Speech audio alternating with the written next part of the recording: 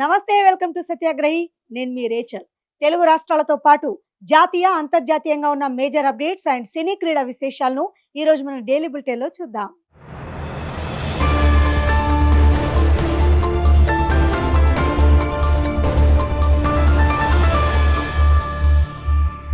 మేడిగడ్డ బ్యారేజీపై కుట్రలు చేసింది చాలదన్నట్టు ఇప్పుడు అన్నారం బ్యారేజీని కూల్చేందుకు కుతంత్రాలకు తెరతీశారా అని కాంగ్రెస్ పార్టీని బీఆర్ఎస్ వర్కింగ్ ప్రెసిడెంట్ కేటీఆర్ ప్రశ్నించారు. అన్నారం బ్యారేజ్ వద్ద లారీలో ఇసుక తరలిస్తున్న వీడియోపై ఎక్స్ వేదికగా ఆయన స్పందించారు. నిబంధనలకు పాతరేసి ఏకంగా బ్యారేజ్ కిందే భారీ ఎక్స్వేటర్లతో ఇసుక తవ్వకాలు జరపడం దుర్మార్గమే కాదు, అతి పెద్ద నేరమని కేటీఆర్ దుయ్యబట్టారు. బ్యారేజ్ సమీపంలో ఇసుక తవ్వకాలు చేపట్టకూడదన్న రూల్స్ ను బ్రేక్ చేసిన మాఫియాపై వెంటనే క్రిమినల్ చర్యలు తీసుకోవాలని కేటీఆర్ డిమాండ్ చేశారు. లోక్సభ ప్రతిపక్ష నేత రాహుల్ గాంధీ సోమవారం ఉదయం హైదరాబాద్ చేరుకున్నారు. శంషాబాద్ అంతర్జాతీయ విమానాశ్రయానికి చేరుకున్న ఆయనకు సీఎం రేవంత్ రెడ్డి ఘన స్వాగతం పలికారు. వికారాబాద్ లో జరిగిన పీసీసీ రాజకీయ వ్యవహారాల కమిటీ సమావేశంలో రాహుల్, రేవంత్ రెడ్డి పాల్గొన్నారు. రాష్ట్రంలోని ప్రస్తుత రాజకీయ పరిణామాలు, పార్టీ బలోపేతంపై ఈ సమావేశంలో చర్చించారు. నాయకులకు దిశానిర్దేశం చేసిన రాహుల్ గాంధీ సాయంత్రం తిరిగి ఢిల్లీకి పయనమయ్యారు. తెలంగాణ కాంగ్రెస్ పార్టీలో మాజీ మంత్రి జీవన్ రెడ్డి అంశం నివురుగప్పిన నిప్పులా మారింది. జగిత్యాల ఎమ్మెల్యే సంజయ్ ను కాంగ్రెస్ లోకి చేర్చుకోవడం పట్ల జీవన్ రెడ్డి అగ్గి మీద గుగ్గిలమవుతున్నారు.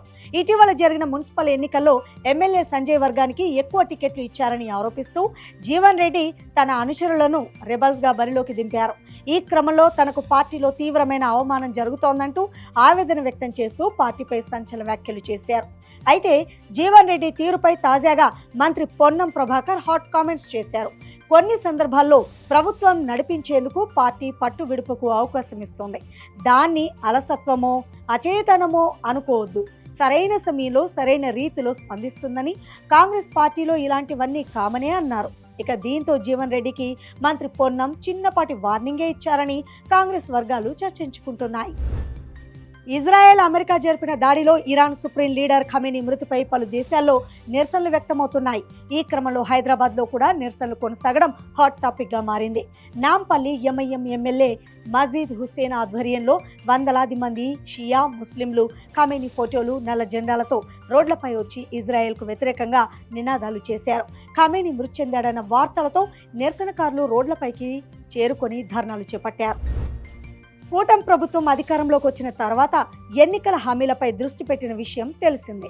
ఇప్పటికే చాలా హామీలు నెరవేర్చిన ప్రభుత్వం ఇప్పుడు తాజాగా అంగన్వాడీల 9 డిమాండ్లను సైతం నెరవేర్చింది. మొత్తం 10 డిమాండ్లలో ఒకటి మాత్రమే మిగిలి ఉంది. ఈ డిమాండ్ను కూడా త్వరలోనే తీర్చేందుకు ప్రభుత్వం కసరత్తు చేస్తోంది.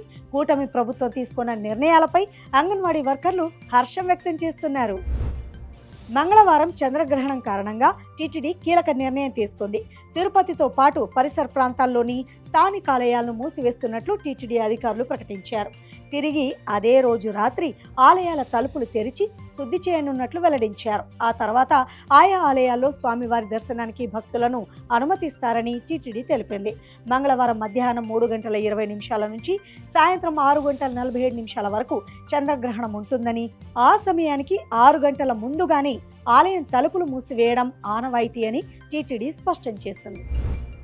ఆంధ్రప్రదేశ్లో ఒక అనూహ్య ఘటన చోటు చేసుకుంది. తిరుమల లడ్డూ ప్రసాదం నాణ్యతపై జరుగుతోన్న చర్చ భక్తుల మనోభావాలను దెబ్బతీస్తోందంటూ ఏకంగా ముఖ్యమంత్రి చంద్రబాబు, ఉప ముఖ్యమంత్రి పవన్ కళ్యాణ్ పై ఓ డీఎస్పీ స్థాయి అధికారి పోలీసులకు ఫిర్యాదు చేయడం ఇప్పుడు హాట్ టాపిక్ అయింది.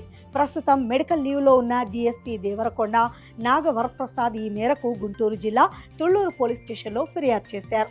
సీఎం, డిప్యూటీ సీఎంలతో పాటు మంత్రి నారా లోకేష్, పలు ప్రముఖ మీడియా సంస్థలు, టీటీడీ మాజీ ఈవో శ్యామలరావు, ప్రస్తుత చైర్మన్ బిఆర్ నాయుడు పేర్లను కూడా ఆయన తన ఫిర్యాదులో చేర్చారు. ఇరాన్ సుప్రీం ఖమేనీ మృతి చెందిన నేపథ్యంలో కేంద్ర ప్రభుత్వం అన్ని రాష్ట్రాలను అప్రమత్తం చేసింది. యుద్ధ వాతావరణం నేపథ్యంలో భారతదేశంలో మతపరమైన అల్లర్లు జరిగే అవకాశం ఉందని, అందువల్ల అలర్ట్ గా ఉండాలని ఈ మేరకు కేంద్ర హోంశాఖ రాష్ట్రాల పోలీస్ శాఖలకు లేఖ రాసింది. ముఖ్యంగా మతపరమైన సభలు, ప్రార్థనా స్థలాలలో ఇరాన్ అనుకూల రాడికల్ బోధకులు రెచ్చగొట్టే ప్రసంగాలు చేసే అవకాశం ఉందని వాటిపై నిఘా ఉంచాలని ఆదేశించింది.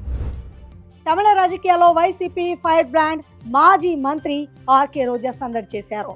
ముఖ్యమంత్రి డిఎంకే అధినేత స్టాలిన్ పుట్టినరోజు వేడుకల్లో పాల్గొన్న ఆమె రాబోయే ఎన్నికల్లో డిఎంకేకు మద్దతుగా తన గళాన్ని వినిపించారు.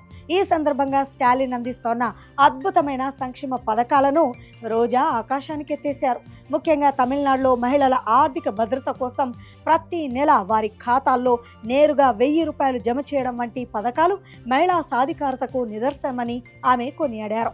ఇదే తరుణంలో ఆంధ్రప్రదేశ్ రాజకీయాలను ప్రస్తావిస్తూ ముఖ్యమంత్రి చంద్రబాబుపై ఆమె తీవ్ర స్థాయిలో విరుచుకుపడ్డారు. ఏపీలో మహిళలకు నేరుగా నగదు అందిస్తామని హామీ ఇచ్చి 2 ఏళ్లు గడుస్తున్నా ఇప్పటి వరకు ₹1 కూడా ఇవ్వలేదని విమర్శించారు.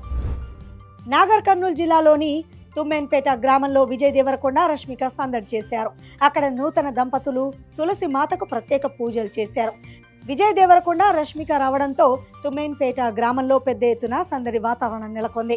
పోలీసులు ఆంక్షలు విధిస్తూ ముందస్తు పాసులు అనుమతి ఉన్నటువంటి వారికి మాత్రమే మండపంలోకి అనుమతిస్తున్నారు. కోలీవుడ్ వర్స్టైల్ యాక్టర్ సూర్య తన అభిమానులకు ఒక అదిరిపోయే సర్ప్రైజ్ ఇచ్చారు.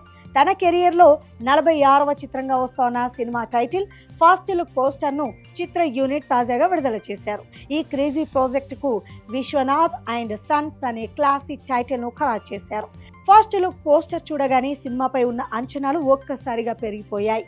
ఈ సినిమాకు వెంకీ అట్లూరి దర్శకత్వం వహిస్తున్నారు. T20 ప్రపంచ కప్ 2026లో టీమిండియా జైత్రయాత్ర అప్రతిహతంగా కొనసాగుతోంది.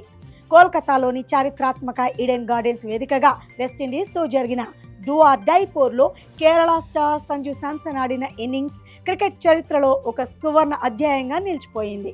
కేవలం 50 బంతుల్లో 12 4లు, 4 సిక్సర్లతో 97 పరుగులు చేసి నాట్అవుట్గా నిలిచిన సంజు భారత్ను సగర్వంగా సెమీస్ ఫైనల్కు చేర్చారు. అయితే సంజు సాధించినటువంటి ఈ 97 పరుగుల ఇన్నింగ్స్ టీమిండియా దిగ్గజాల రికార్డులను తిరగరాసింది. T20 వరల్డ్ కప్ చేజింగ్లో విరాట్ కోహ్లీ పేరిట ఉన్న అత్యధిక స్కోర్ రికార్డును సంజు అధిగమించారు. 2024లో రోహిత్ శర్మ చేసిన 92 పరుగుల రికార్డును కూడా సంజు దాటవేశాడు. తద్వారా వరల్డ్ కప్లో భారత్ తరపున రెండో అత్యధిక స్కోరర్గా సంజు శాంసన్ నిలిచాడు. సురేష్ రైనా 101 పరుగులతో మొదటి స్థానంలో ఉన్నాడు.